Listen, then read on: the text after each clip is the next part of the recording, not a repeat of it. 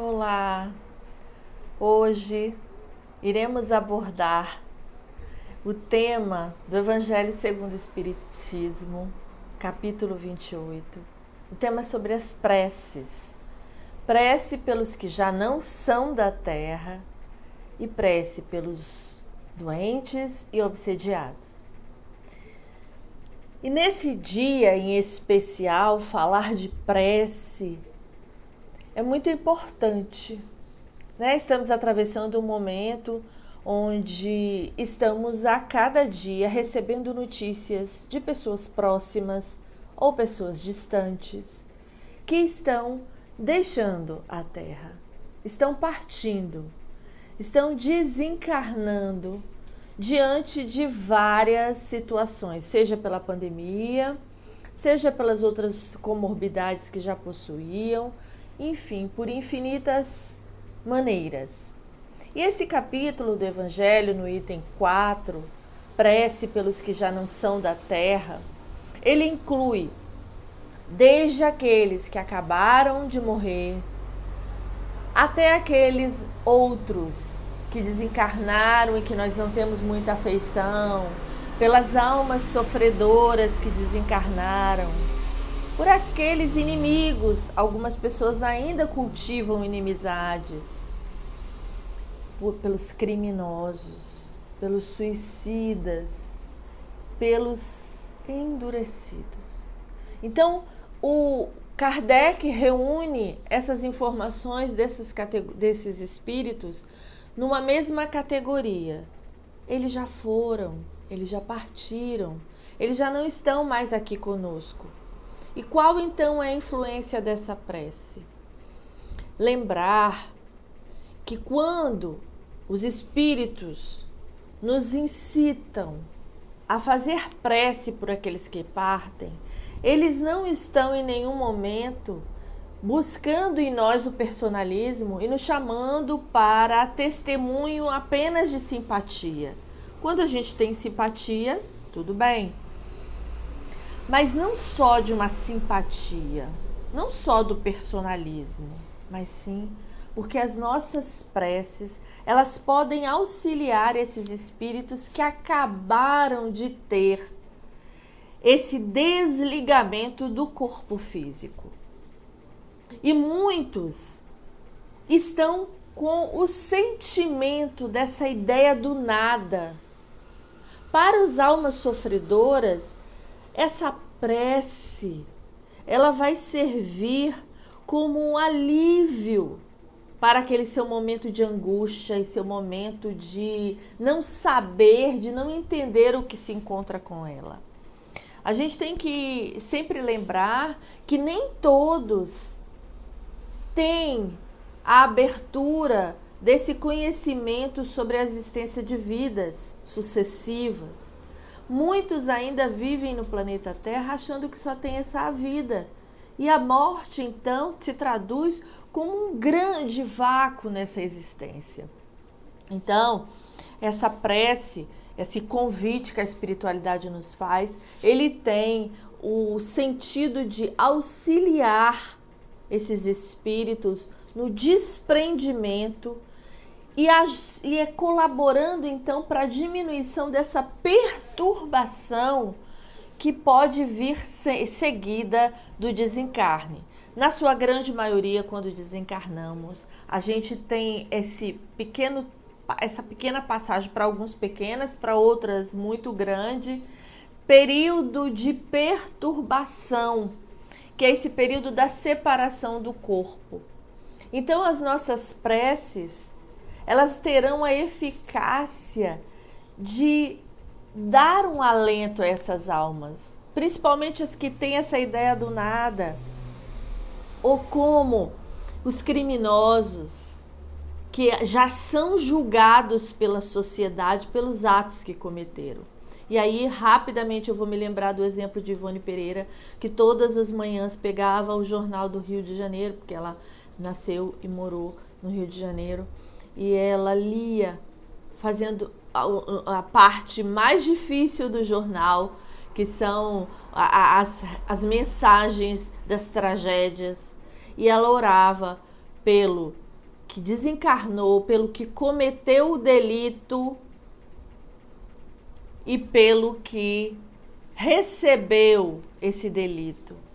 E principalmente quando eles desencarnavam, que aí fervorosamente, sinceramente, ela elevava seu pensamento ao alto em prece, solicitando, rogando da espiritualidade maior conforto e ajuda para aquelas almas, para que elas pudessem receber um alento nesse momento dessa separação.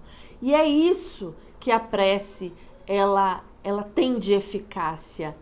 Quando sincera, quando emanada, não para dizer que você é um bom cristão, mas quando você executa a tarefa de um bom cristão, que é sinceramente rogar auxílio, nós vamos emitindo no nosso pensamento sincero da prece amor, e vai ressoar naqueles que desencarnaram, cujas ideias ainda estão confusas, vão auxiliá-los nesse despertar desse sono dessa vida corporal.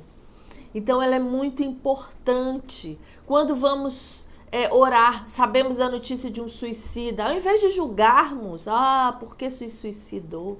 Elevarmos o nosso pensamento na sinceridade do coração e rogar a Deus misericórdia para os endurecidas, para os suicidas, que Deus consiga tirá-los desse cativeiro, dessa mente aprisionada nessas angústias que fizeram cometer esses delitos.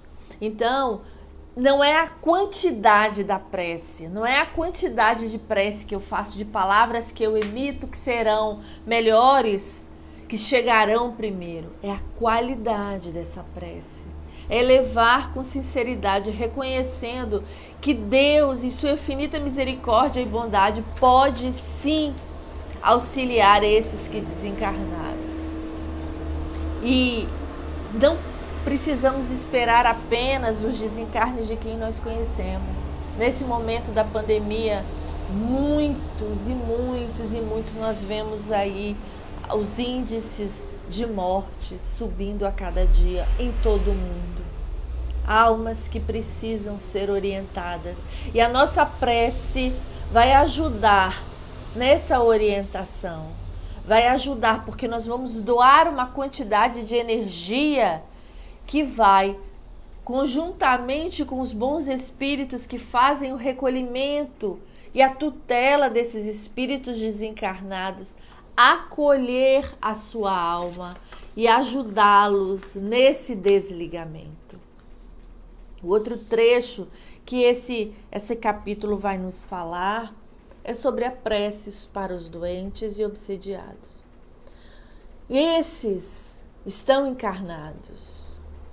Então nós precisamos entender que a doença ela é uma prova importante para o espírito encarnado e que precisa ser superada na medida que eu compreendo por que essa doença chega para mim. Não é um castigo, não é porque você é ruim, é apenas um mecanismo que foi propiciado a você no seu aprendizado dessa vida encarnada e o reconhecimento da sua vida infinita. Então são provas a serem superadas as doenças. E as preces elas vão auxiliar nesse processo de resignação. O que é a resignação? Consentimento com o coração.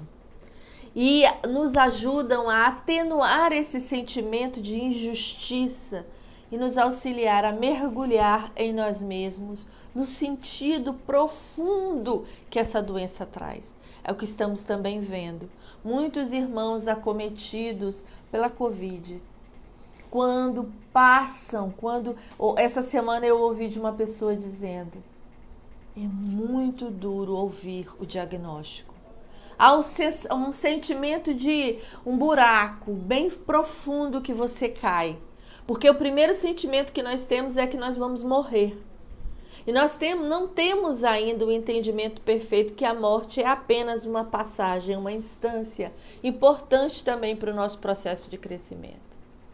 E aí, no momento em que nós não temos essa compreensão, vem o desespero. Então, a prece auxilia nessa atenuação desse sentimento de desequilíbrio. Façamos as preces pelos doentes, rogando a Deus e também rogando aos bons espíritos que seja uma oportunidade para o burilamento, para o entendimento, para o autoconhecimento desse indivíduo. E que ele retire de sua mente que é um castigo de Deus. E outro ponto é a prece para os obsediados. A gente tem que entender que não estamos aqui culpando o obsessor, porque ele precisa também ser envolvido pela prece, para que a nossa prece aos obsediados tenha o caráter de dissolver essa ligação negativa e deletéria, que muitas vezes se fixa por vingança, se fixa ou simplesmente por sintonia de frequência vibratória.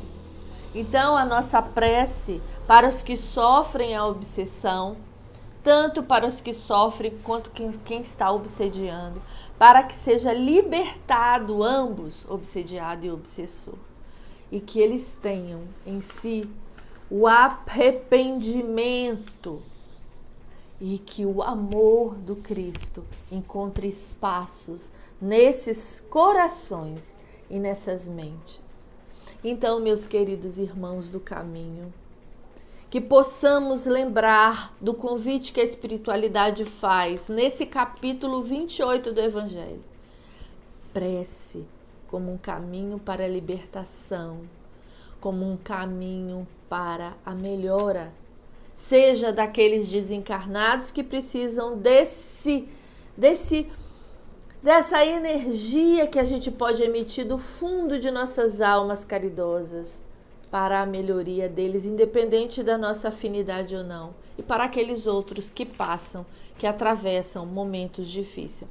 Então oremos por todos aqueles que necessitam. Elevemos o nosso pensamento ao alto, na certeza de que uma prece sincera é sentida pelo Pai e é movido os céus para que possamos receber os benefícios.